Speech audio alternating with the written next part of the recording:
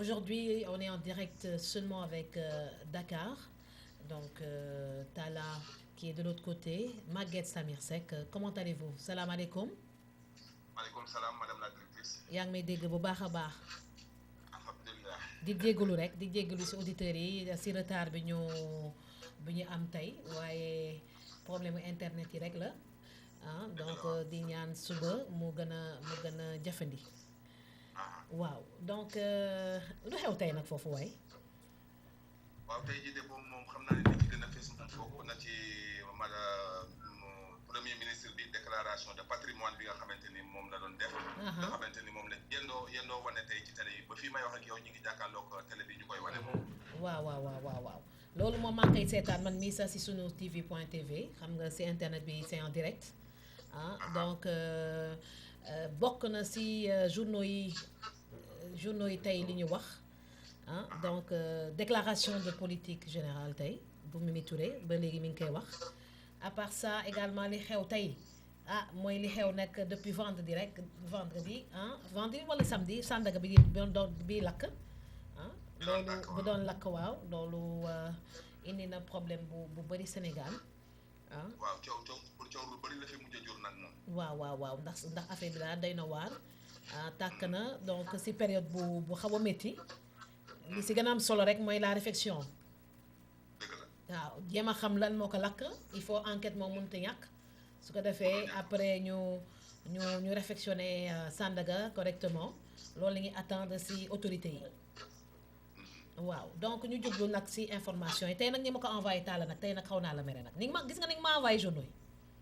maanaam nag xam nga dama yaakaar ne bokk na ci coono yi nga xamante ni mooy xew-xew bi fi amoon. waaw soleil tey bi muy génn il faisait 12 heures. c'est pas possible. le soleil tey boo xoolee moom laa la mujj envoyé ci journaux yi. waaw. daanaka 12 heures laa ciy door a jot bi ma la koy envoyé dama ci jot rek envoyé parce que moom mujjoon ci journaux yi. loolu doy na waar di. nga xamante ne jafe-jafe yi ba yaa ngi wax léegi lakk-lakku marché Sandaga bi. waaw. keroog bokk na ci sa organe de presse keroog bokk na ci njëkk a joxe information yi. waaw ta kii moo ko doon jox ndeysaan El Hadj Sène. parce que boobu dafa fekk ma wàcc bay ñibbi automatiquement ñoo am ku ma woo wax ma ne ma mi ngi door a tàmbalee tàkk ma daal di koy jubali ji man ci saa si. ndeysaan. nga xamante ni man information à temps réel bi ngay wax moom jamono bi moom Safir FM moom la ñuy dund moom. waaw loolu la lu xew fii ñu jotali leen ko li xew fële ngeen jotali xam nga léegi fu mu nekk nii si lu xew tamit mooy Safir FM taalaat na telem maa la wax lii loolu mu nekk lu am solo loo xam ne surtout ak jour bi nga xam ne la veille de la déclaration de politique générale mu nekk lu am solo donc dama bëgg le 27 octobre mu nekk anniversaire u Safir FM TV. chaque 27 octobre ndax démb lañ ko taalaat. nañ ko bind enregistré ko bañ ko fàtte donc chaque 27 octobre ñu fêté Safir FM TV partout dans le monde partout au niveau des stations ñu synchroniser toutes les stations web TV. donc di fàttali auditeurs rek ñu ñuy seetaan si site internet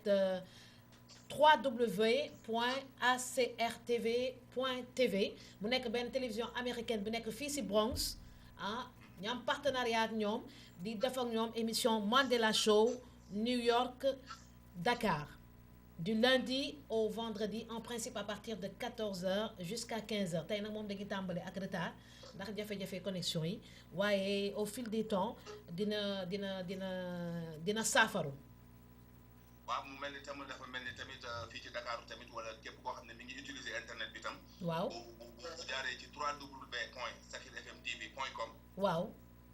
seetaan mën na daal di dugg bokk ci ñaari site internet yoo xam ne mu ngeen si seetaan Mandela Show mooy acrtv.tv ak safirfmtv.com ak safirfmtv2.com ñi nga xam ne daawaati géeg bañ ko doon utiliser tamit connecté nañ ko ak safirfmtv.com waaw donc mooy nekk la télévision sur internet mooy télévision yu bees tàkk yi nga xam ne partout foo nekk si monde muy Tataguine muy Sagne muy Kaolack muy Touba muy Chine muy Australie New York Bronx France Paris fépp foo dem di nga gis seetaan mën a seetaan acrtv.tv di nga mën a seetaan également safirfmtv.com mu nekk lu am solo loo xam ne auditeurs yi dañ ko war a xam ñi nga xam ne surtout dañ leen raflé woon si voyance bi nga xam ne dañ ko doon def en live tey gis naa Amina nee leen ma leen nag ñoo ngi maquillé nag dañuy defal ba mu baax dina ci bokk nag dafa leen ma ba mu baax dafa leen ma sama lumière yi si di benn yëngu d'accord da ngeen wax ji si di benn yëngu ki si maa nañu na may defal samay test yi à l'heure ñu Mandela Show dafa ba mu baax du dëgg inshallah rabbi am na solo ñu Mandela Show xam nga dañuy war a Mandela Show dooral ma caméra yu bëri rek soo ma dooralee caméra yu bëri rek dina am yeneen chroniqueur ak yeneen invité yoo xam ne si fan yi néew de façon dinaa leen envoyé tam mixage vidéo bi ko defee liggéey bi day gën a yomb mu mel ni sax tey jii moom am na ci ñaar ñoo xamante bëgg nañu participer ak ku ci mel ni El Hadj Sène ndax ñoom it ña nga wàcce awrantine ba def yu am solo yoo xamante ni doy na waar ñoom daal maa ngi leen di déglu émission bi daal 88 628 04 14 fii si Dakar képp ku bëgg a participer te jaar si studio Dakar bi 88 628 04 14 war ngaa mën a participer en direct à n'importe quelle heure si biir émission bi fii nag États-Unis ñi ñuy seetaan à travers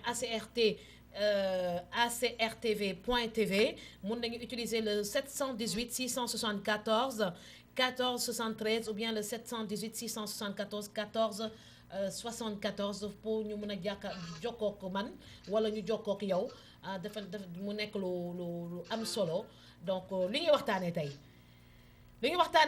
nag dañuy basé wu sur la une des journaux de ce matin nee nañu Direct Info nee na Mimi Touré va-t-elle servir un disque rayé loolu Direct Info titre tey texte yi ne Alioune Dia donc leader des forces paysannes nee na la faillite de Sunior une catastrophe pour la filière arachidière loolu la Alioune Dia wax donc di jaale également tout le peuple sénégalais foofu la ñu waroon tàmbale ndax le ministre Amath Sall moom wàcc na liggéey démb fële sa France après xam nga dafa amoon benn accident dafa doon béy si toolam di traversé mu am benn oto bu ñëw da ko ñëw fëllu ko samay da ko fiir bu métti ndeysaan donc loolu la journaux yi waxoon temps yële ñu jotoon ko évacué par avion médicalisé mais yàlla leneen la dogal wàcc na liggéey depuis démb Xelcom 2013 12 000 hectares récoltés un record xam nga béy dafa nekk loo xam ne dafa am solo béy dafa nekk lu am solo donc murit yi suñu xam nga Serigne Saliou moom moo njëkk fexe ba xale yi di béy Serigne Sidi ñëw tamit continuer liggéey bi nee na ngeen béy il faut que sénégalais yi gëm béy dès l'instant que léegi maintenant tracteur si boppam dañ ko exonéré de taxe kon kay léegi moom suuf si rek nañ ko mettre à la disposition des jeunes état bi tamit ministère de l'agriculture suivre conseil yu imam grande mosquée si tabaski bi lan la leen wax tey leen xale yi nga xam da ngay dem di béy maamu jàmbur yi en Europe tey nga jox leen salaire ñu béy tool yi fi nekk nañu fexe tamit ba tool yi ñu leen di béy noor ak nawet dafa nekk lu am solo waruñu xaar rek mu taw ne dañuy béy war nañoo mën a béy janvier février mars n'importe quel mois ci année bi n'importe quelle filière n'importe quel produit ndax toute la côte ouest du Sénégal mais ndox la il suffit tout simplement de dessaler l'eau de mer et régler le problème de l'agriculture c'est une question de volonté politique tey dégg nañu Mimi Touré bi ma koy suivre tey en direct ci RTS parce que ci internet tam da koy suivre donc wax na lu jëmee noonu nañuy fexe ba moderniser agriculture maanaam utiliser ay tracteurs pour mën a am ay rendements yu gën a am importance Direct Info bu mu jógee foofu Walfadjri moom moo tiite ne Amady Bokoum directeur du patrimoine culturel nee na Sandaga devrait être évacué depuis 5 ans Depuis 5 ans, un effondrement, un court-circuit et une obstruction des voies d'exécution avaient été identifiés. nee na moom depuis juróomi at nee nañu Sandaga bi daanaka comme bombe la mun na effondré wu à n'importe quel moment mun na lakk comme tuyau d'évacuation yi mun na fatt mu nekk loo xam ne bon Sandaga xam nga nañ ko waxte de patrimoine culturel soo demee ba identifier say site ba xam ne sites yi lii mooy patrimoine culturel du Sénégal waxuma Sénégal Dakar rek de tombeau yi suñu ruwaay yi buur siin ak buur ni nga ko xatee Jolof yu nekk ci biir dëkk bi mu nekk patrimoine culturel bu rëy loolu dañ ko war a defar ormal ko fexe ba du sëy am déet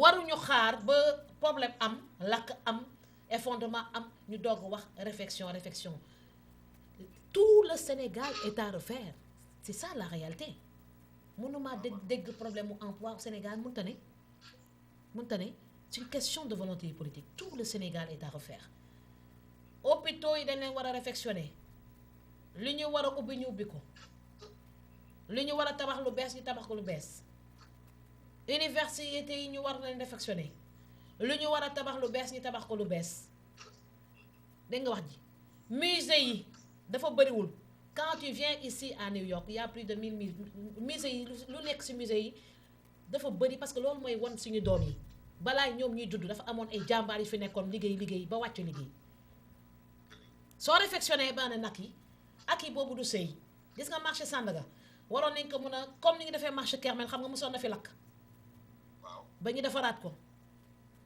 soo ko defaraatee ba pare mais li ñuy wax lan la ñuy wax maintenance fexe ba marché bi du tilim fexe ba marché bi benn karo du fa yàqu bu yàqu nga defar ko immédiatement dès l'instant que marché baa ngi jur xaalis di jur ay taxes donc dañ ko war a di réfectionner régulièrement plusieurs fois dans l'année su ko loo xam ne dañ koy utiliser tous les jours dañ ko war a di réfectionner tout le temps war ñu xaar bay at doog ne dañ ko war a réfectionner donc mentalité yi lañ war a changer mentalité yi Sénégal dafa war a changer mentalité nguur bi nga xam ne ñu ngi doog a ñëw li leen war dafa bëri li leen war ci hôpitaux yi dañoo bëri li leen war ci patrimoine culturel dafa bëri lu leen war ci enseignement yi dafa bëri lu leen war ci domaine yépp dafay bëri li leen war ci suñu mines yi suñu ressources minières yi nga xam ne am na lu ci bëri utiliser gu ñu ko ba xay soo demee dëkk bu naan Kédougou marbre bu fa nekk kan musu ko laate Sénégal mu am meilleur marbre du monde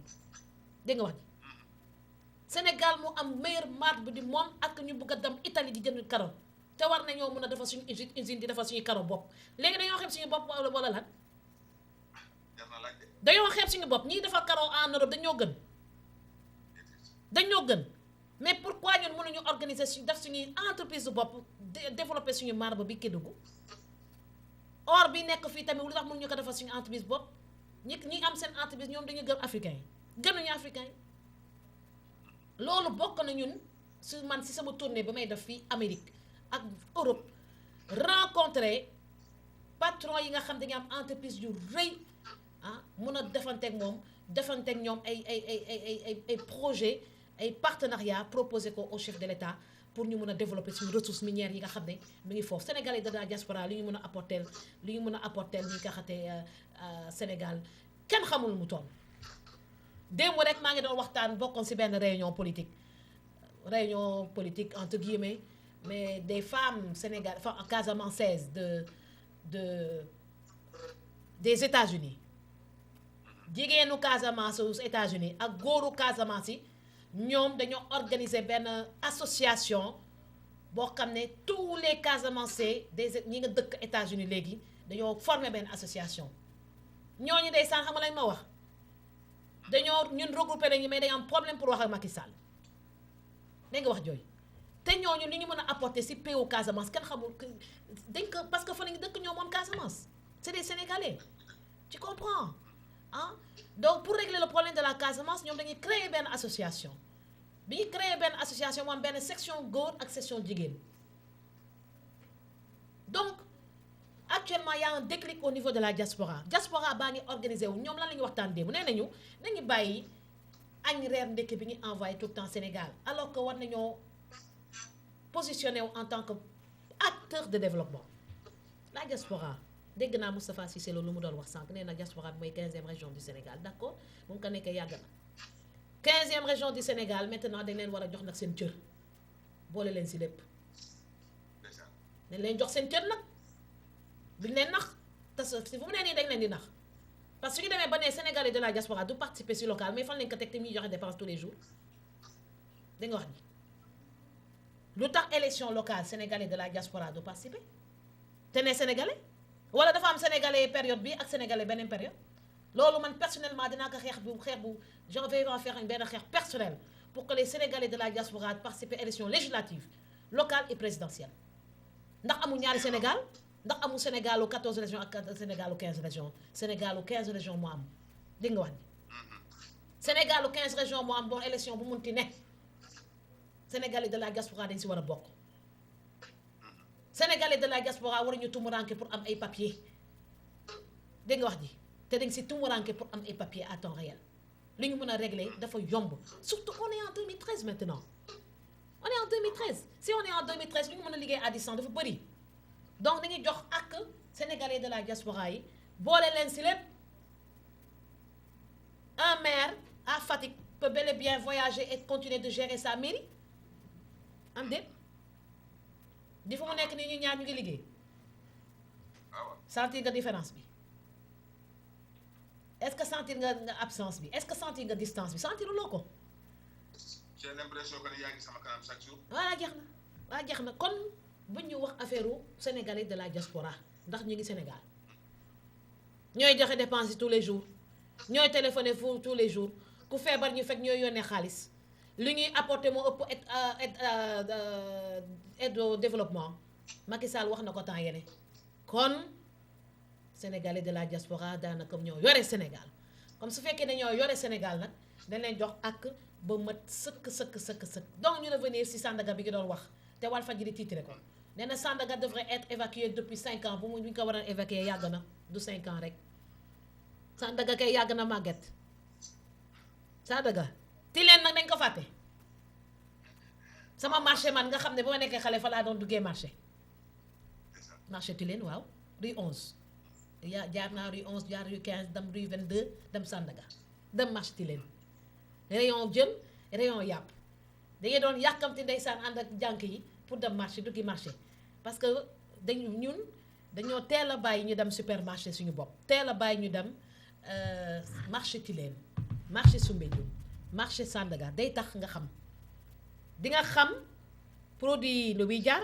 di nga xam fan leen di jëlee di nga xam conservation produit di nga xam lépp mu nekk lu am solo Sud Quotidien dikk wax yoonu yokkute bis repetita grand oral de Mimi devant l'Assemblée ce jour c'est-à-dire ce 28 octobre 2013 ici au Sénégal donc loolu Sud Quotidien titré waxaale Amath Sall ancien ministre de l'Agriculture est mort donc ça c'est là à la une du quotidien Sud di fàttali nag auditeurs yi ñi may déglu parce que xam naa ñi may déglu bu baax si ñu bëggee participer mun nañu woote 718 674 14 73 fii si New York comme mun nañu woote au 88 628 04 14 xam naa nag am na ñuy woote donc fële si standard bi maa ngi xaar ñu participer ñu bu leen xaar ba ma terminer wax bi ñu doog a dugg si débee maa ngi koy xaar ndax waxoon naa mu lijjanteel ma loolu yëpp.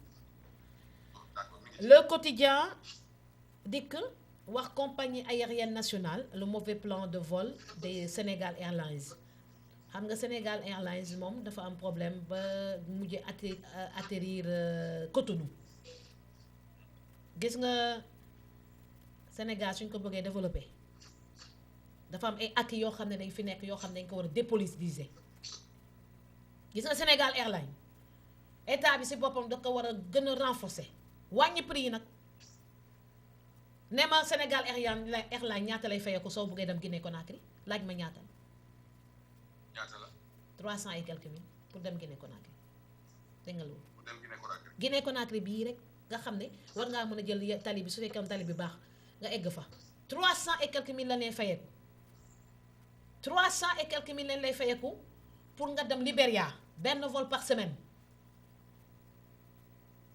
et on veut parler d'intégration africaine xanaa du chef état yi ñoom ñoo ñëwoon temps yi état Sénégal kon bu ñu naxante nañuy régler problème wu intégration africaine ak liberté de circulation ferroviaire routière et aérienne tali yi dañ ko war a lawal ba mu Afrique du Sud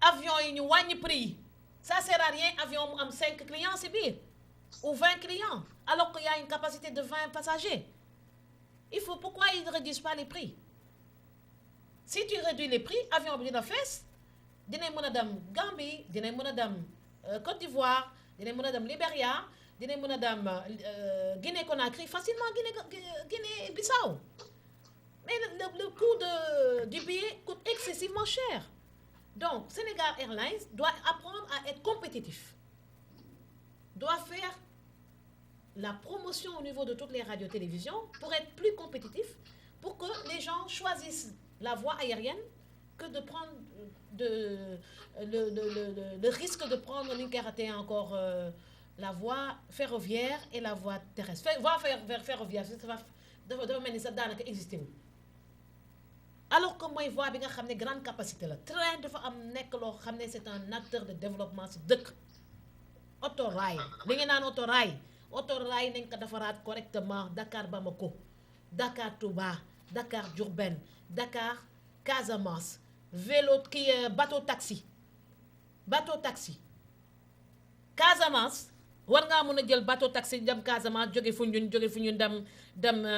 dem Gambie ñëwaat dem Gorée ba île de Gorée ba île Serpent avec des bateaux taxi fii New York keroog jooju bateau taxi da ngi jël pour visiter toute l'île de New York mais bi ñu ak Roosevelt Island fii États-Unis gars yi bateau taxi dañuy jël bateau taxi pourquoi Sénégal nga xam ne mi ngi am 27 îles du Saloum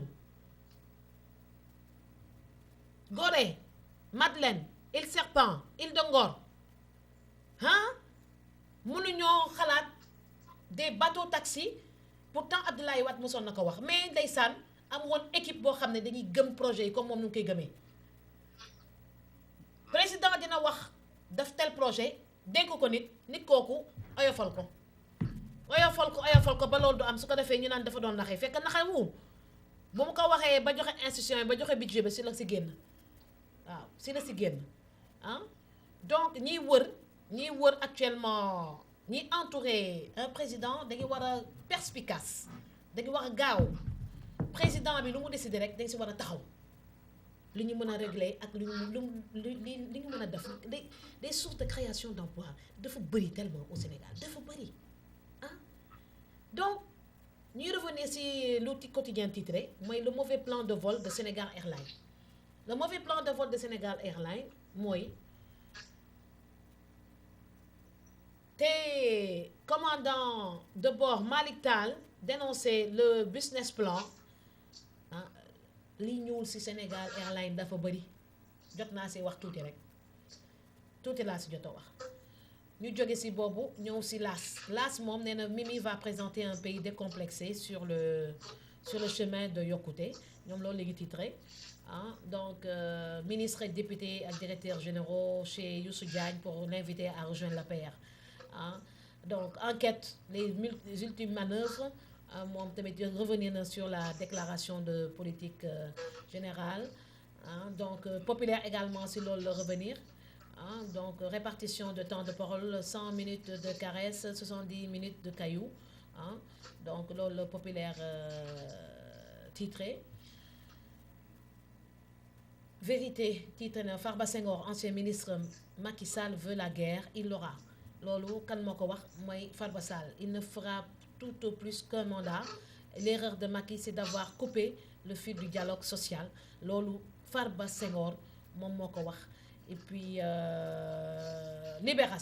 Libération moom wax na que le PDS en terrain conquis le maire de Dakar encore hué c'était où au marché Sandaga après le ravage de l'incendie de vendredi Libération également titré nee na du nouveau dans la location du jet privé de Karim Wade dossier créé non classé Abbas Jaber convoqué pour audition donc dossier boobu audit boobu moom dafa métti et puis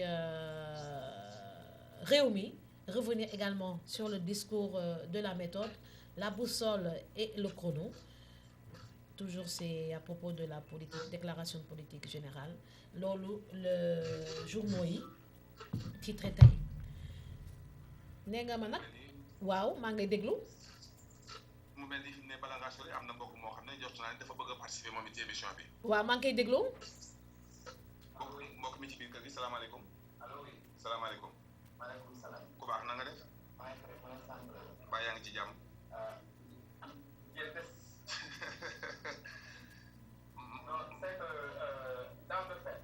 waaw daa tasaare réew te li muy waaj man nag dama leen si moom li muy pare naa ko li muy waaj xam naa ko même le chef de l'État xam na ne kii fi muy dem ñeme na ko mais nañu wax dëgg bi defee gis nga su loolu ma rek premier ministre dee na mais borom réew mi ak ñi ko encadré mën naa am ñoo ko ñemul wala ñu koy joxoñ mais doomu maa joon ju du rajo dafa jàng papam dem lu nekk ci réew mi A27 xam nañ ko A27 xam nañ ko parce que nekkul lan mooy première information ci Sandaga di tànk nekk moo ko joxe ndax dañoo sopp ku nekk sax réew dañ ko wóolu xam li muy wax xam fi muy jëm te fi muy jëm wóolu na fa loolu yëpp sopp ko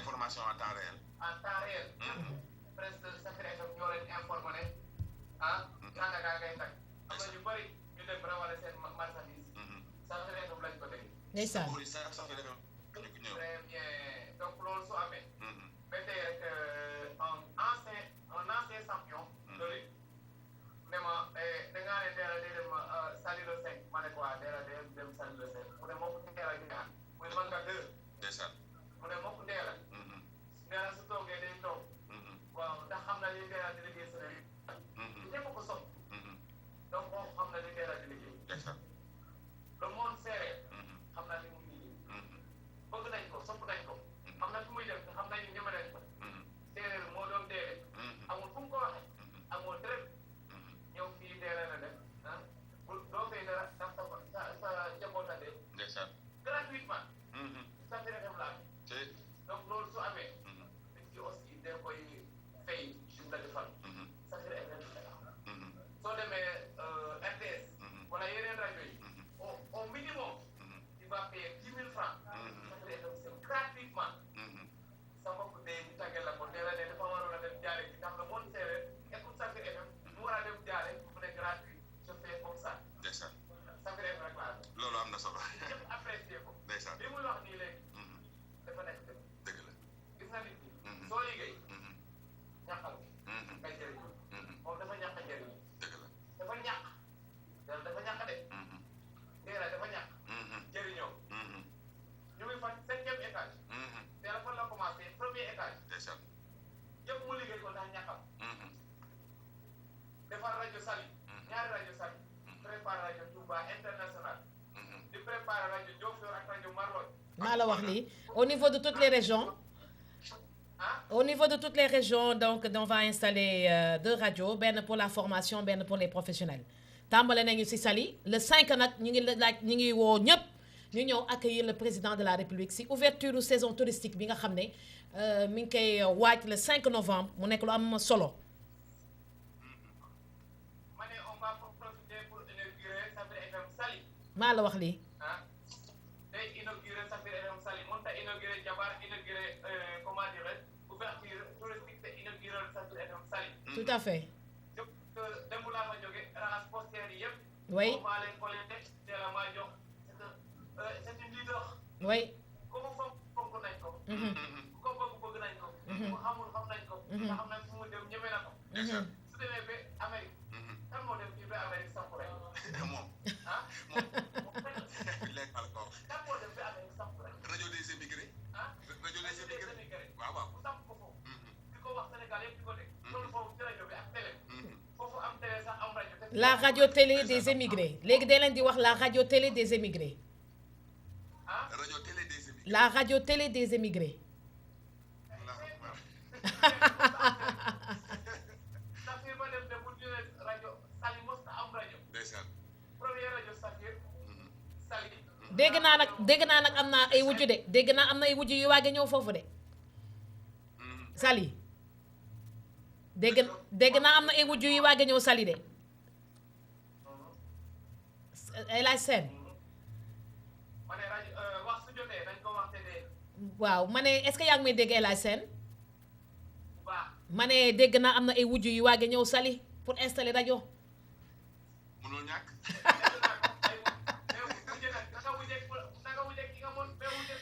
waaye ñooñu moom xam nga ñooñu moom dañ leen di pes rek. déggoo li ma la wax dama ne sooy wujjee naka wujjee ki koo tolloo doole. waaw mais ki la mën soo koy wujjee da ngay daanu. Sénégal Saly daal kenn bëgg fa woon dem man maa ne ñëw Saly rek gars yi bëgg a ñëw tamit Saly nañu bàyyi tranquille waaye ñu liggéey calmement. mooy li ngay wax. Saly day am rajo day am télévision te am na ko ba pare. mooy li ngay wax rek chaque jour bari de mën naa am. ndax góor su demee bay door jigéen. waaw. ama jigéen su demee bay góor ba taxawul pour def li mu war a def.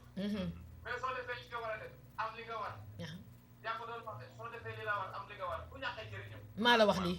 waaw. maa la wax lii. mais Saly sera partout au Sénégal. oui. donc ma koy waat te dinaa ko waat te partout fu Saly taxaw ma taxaw foofu kenn mënu ko dara. oui. je le parle haut et fort. fu Saly taxaw ma taxaw foofu amul ku ci mën dara comme waaj nag préparé ko fii ak demain nga waaj ko fii ak ay at. Saly fu mu taxaw su taxaw foofu ñu leen tere on est derrière Ndella les terrains sont derrière Ndella Ndella est toujours devant. oui. président su ko xamee Macky Sall su ko xamee su ko xamul na ko yëg. yëpp xam na ko ba pare. Macky Sall dem naa gis ci. ba am ay ministre yu jàpp.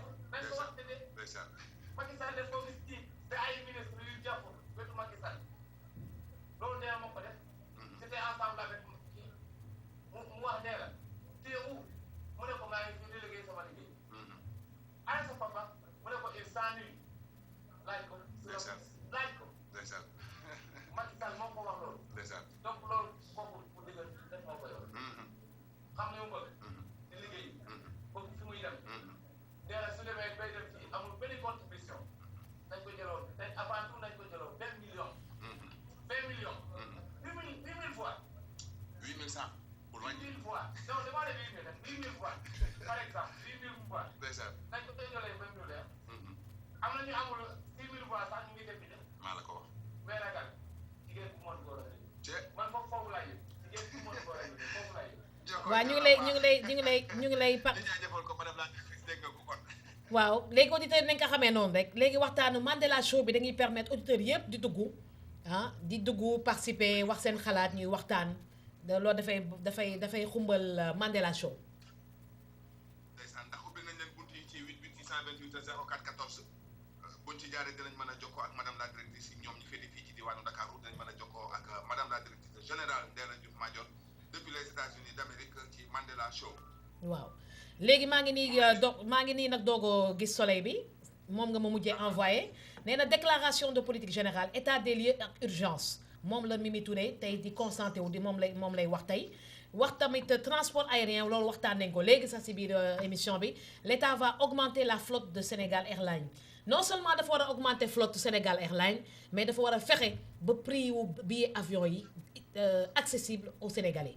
Ça sert à rien d'avoir des avions quand le prix n'est pas abordable ah soo bëggee dem Mali mais 100 000 150 000 francs ñu wàññi prix yi su ko defee avion bi day fees dell nga bëgg a dem Gambie bi ñu wàññee 75 000 francs doy na pour dem Gambie ah nga bëgg a dem Gambie nga bëgg a dem Guinée Conakry 150 000 francs doy na si Libéria comme que moo gën a sori Guinée Conakry 200 000 doy na si nga bëgg a dem Côte d'Ivoire ñu fay ko la 200 000 wala 250 000 ah. soo jëlee billets yu bëri ñu dafa la réduction su ko defee Air Sénégal International du nekk day dem sa kaw bëri client mais da ngay dugg Air Sénégal mu wéet voyageurs yi du ñu bëri ah. loolu pertement la. nekk pertement la. parce que fi mu ne dinañ lakk kérosène boo xamante ne daanaka duñ yaboon nit ñi sax personne ci. moo gën wàññeeku woon moo gënoon ñu dawal ko noonu. moo gën ñun ba avion yi ñu jël bi ñuy dem Libéria. Mais il n'y avait pas beaucoup de gens. Beaucoup de places libres. Que du gâchis. Hein? Pour dem France, c'est Air Sénégal International. Pour dem France, mon ngi wàññi billet yi. Hein? Su ko defee ñoom seen bopp dinañ dem ba dem New York. Il faut réduire les coûts des billets. Waaw. Air Sénégal International bi c'est une bonne agence. OK? War nañ ko mën a augmenter la flotte aérienne. Su ñu augmenter la flotte aérienne, réduire le coût des billets. Loolu moo si war a tegu. ko defee rek sénégalais yi dugg avion dootu nekk mystère si ñoom dootu nekk kumpa si ñoom dañ koy utiliser pour dem si région yi war nañu utiliser Air Sénégal pour dem Saint-Louis en 30 minutes nga egg nga jël ko pour dem Gambie jël ko pour dem Casamance ah soo wàññee prix yi gars yi jël ko ah donc loolu nag waxtaan bi tey si loolu laa ko gënoon accès am mbégte lool bu ñu téléspectateurs yi yéegi di seetaan si ñaari télévision acrtv.tv ak Safir FM TV.com mu nekk loo xam ne lu am solo la loo xam ne le 27 octobre bii maanaam dimanche démb si dañuy taalaat télé Safir si internet bi ah di diffuser en live à partir de Dakar et en live à partir de New York sur acrtv.tv si fan yi néew tamit dinañ ko diffuser à partir des studios de la radio télé des émigrés mu nekk lu am solo ah donc daanaka dama lay delloo kàddu bi rek nga posé ma question comme na woon fa woon rek. d'accord 88 6 20 04 14 mu mel ni am na ku nekk ci ligne bi bëgg a jokkoo ak yow mbokk mi salaamaaleykum. maaleykum salaam. ñu ngi sant yàlla bu baax a baax. Safir FM waaw yaa ngi ñu ngi lay déglu. Diourbel naka waa Diourbel. yàlla na sant yàgg. Babacar Ndiaye. ñu ngi ciy góorgóorlu bu baax a baax. madame la directrice mi ngi lay déglu général Ndiaye Madior Diouf. waa auditeur Diourbel bi maa ngi koy déglu maa ngi koy déglu di ko gërëm di ko sant si appel bu muy woote. ñu ngi koy déglu. kon bu baax mi ngi lay déglu. maa ngi lay fay.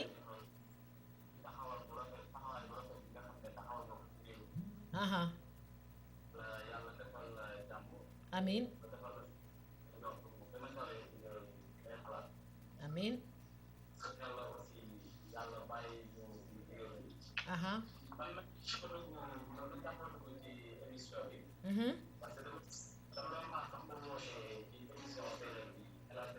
waaw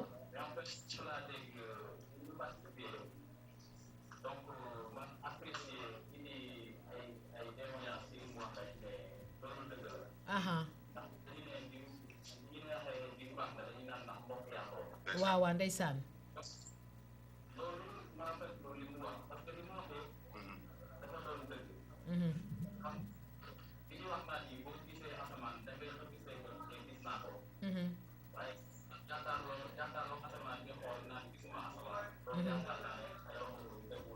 naa fekk weesu wu ko.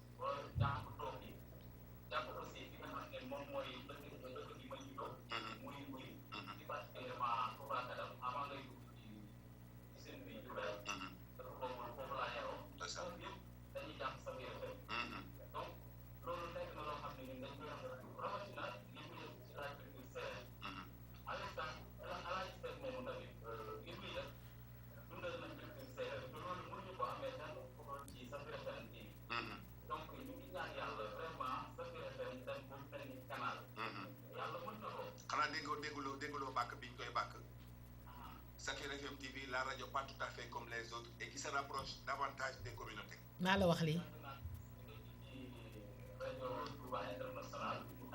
mi ngoog.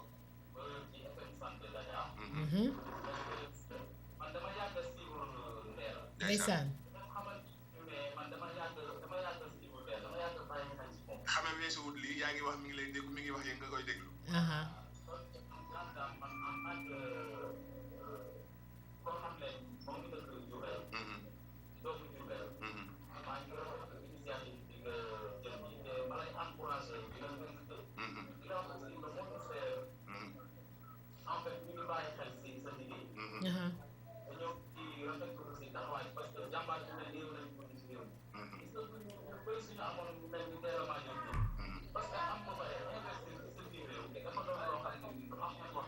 moo war ku nekk. tekki ci réew mi ko gën.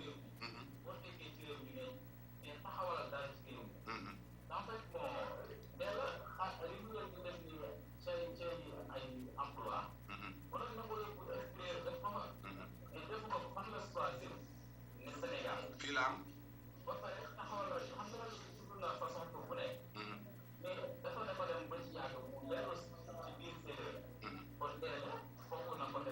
am na solo.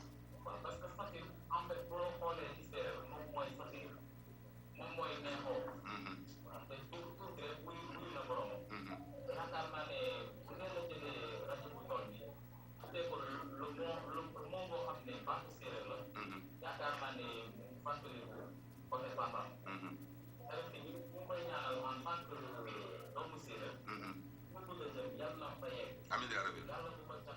amiin amiin yaa rabbi.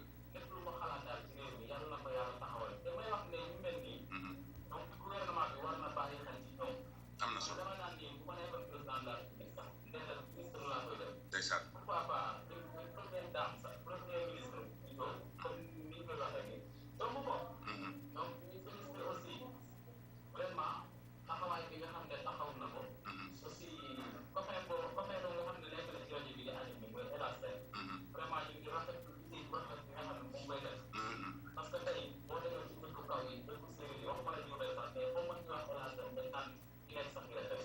ma boole la ci lenn fi ne dinañ ko mën di seetaanaat kii ne dañ koy daal di xool ci internet bi ci www.safirfmtv.com. maa la wax lii.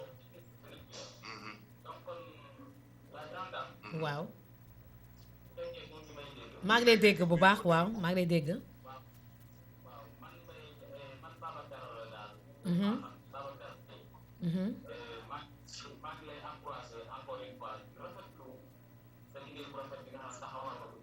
am na solo. voilà yaa ngi.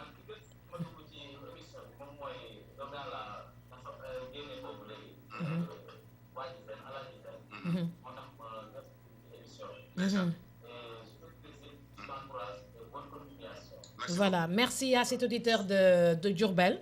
Donc, di fàttaliku auditeurs yi il nous reste 10 minutes. 88 628 04 14 soo leen bëggee participer à partir de Dakar. Et 78 718 674 14 73 14 74 ou bien le 14 75 pour les téléspectateurs qui nous suivent à partir de New York à travers le www.acrtv.tv.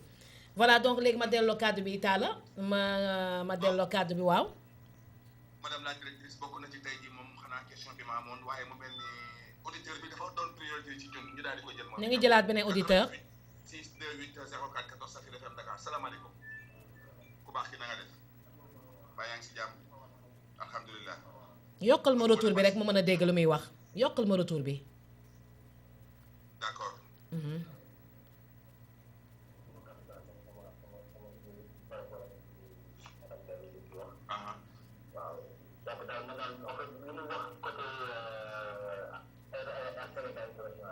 waaw.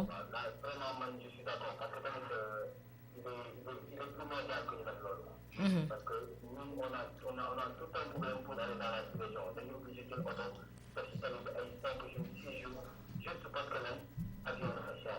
et c'est pas normal ñun jóge fii dem Guinée tu paies 350 000 jóge fii dem Mali tu fais 250 000 alors que c'est tout près. dafa mel ni parce que papa France jóge fii dem France on te demande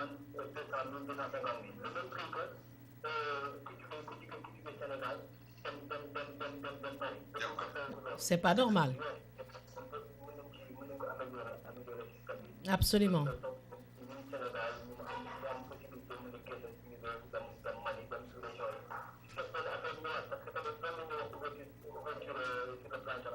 Mhm.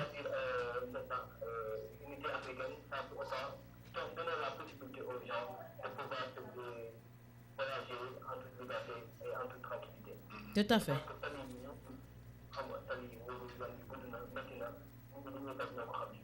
Mhm.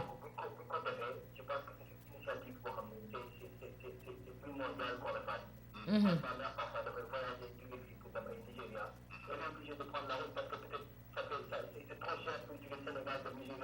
Mhm.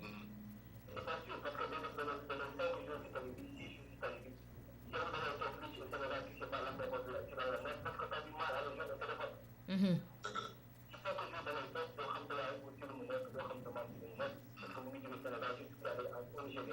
Mhm.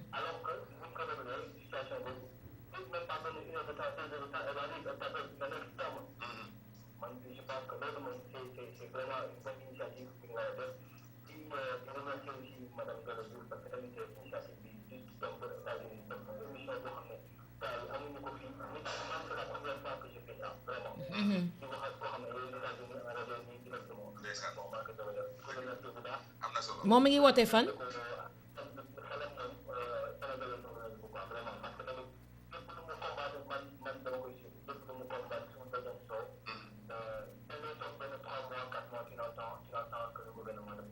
Voilà. Tout à fait.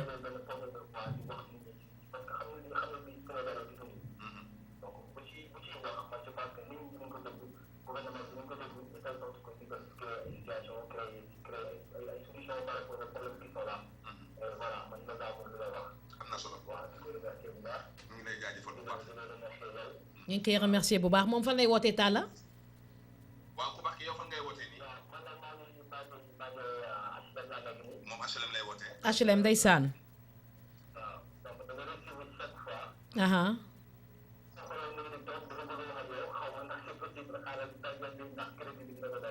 aha ndeysaan waaw ndax moom askan wi fa bëgg a wax ak moom aha allo maaleykum salaam. waaw soxna si noo def yow it yaa ngi woote foofu ci HLM bëggoon na participer ci émission bi ay ca madame la directrice mi ngi lay déglu ndeysaan ndeysaan. aha ndeysaan aha alhamdulilah waaw. mhm. ndeysaan mhm. Inch'Allah. Inch'Allah. non non yow mi dafa mel ni yow mi da nga ko faa yow ci fan si nga bokk dafa mel ni yàlla ko yàlla def amiin amiin yaa rabbal aalamiin ndeysaan voilà. ñu jaajëfal ko bu baax a baax madame la directrice xam naa nag du ñàkk ne dañuy jël suñu dernier auditeur door a kii ndax waxtu wi jege si na xam naa ni buñ ko toppee askan wi tey jii kon tey El Hadj Sène critique ne du am tey madame la 88 628 04 14 mooy numéro téléphone bi nga xam ne Mandela Show su commencé rek auditeurs yi mën nañu dugg. mbokk mi ci biir salaamaaleykum maa ngi sant yàlla baax noo def yow ñu ngi sant bu baax a baax ñëpp a ngi fi ñu ngi sant yàlla baax kawoon région de Kaolack ca macha allah. Ousmane Ndiaye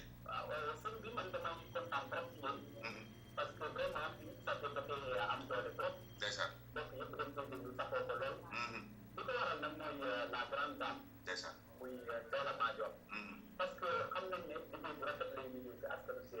aha mhm.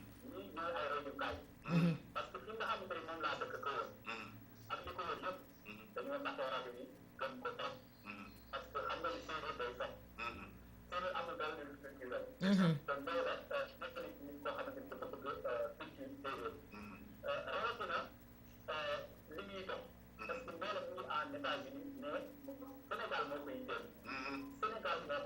mhm.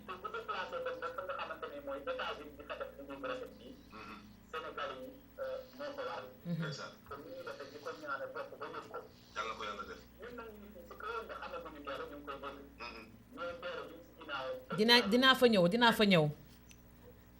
incha allah. dinaa fa ñëw ndeysaan waaw dinaa ñëw ba kawoon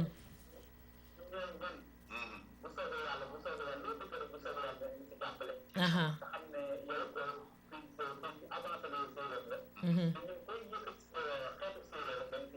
aha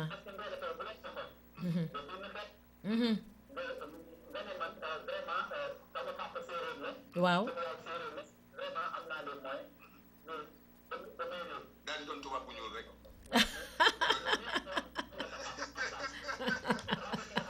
ndeysaan ndeysaan ndeysaan.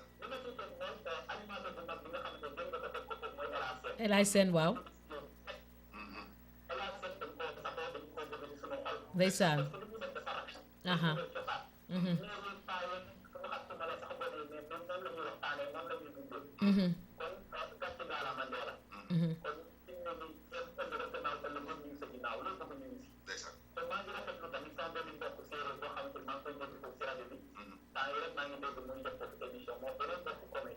ndeysaan Samba Ndour. waaju doy waar a ngi noonu nag sa waay. Samba Ndour kay dafa am xoromu boppam. ndeysaan. Merci à cet auditeur de Kahone donc c'est magnifique Talla donc émission bi moom Sénégal yëpp ñu ngi koy déglu monde bi yëpp ñu ngi koy déglu di ko seetaan à travers ñaari site internet acrtv.tv ak safirfmtv.com mu nekk lu am solo na ko auditeurs yëpp xam téléspectateurs yëpp xam du lundi au vendredi de 14h à 15h heure de New York 18h 19h heure du Sénégal donc suba dinañ góorgóorlu nag ñu faire daf essayage technique yi 30 minutes avant Talla Inch'Allah. comme ça su ko defee rek di ñu ñëw empiéter ci émission El Hadj Sène Kiliner kon ñu bàyyi El Hadj Sène mu eggali waxtaan bi wala ma dafa am loo bëgg a wax. waaw man benn question rek laa ci bëgg a poser xam naa ni. waaw. ndax mu mel ni observateur tey titré ne moom itam ci à la une am. wax ni l'ex-président Wade a rencontré Idi à Dubaï mu mel ni kon daal papa ak doom gisante nañu daal la mel ni loolu la wax. waaw su fekkee information boobu am na à Dubaï dañu war a waxtaan rek ñëpp war a waxtaan.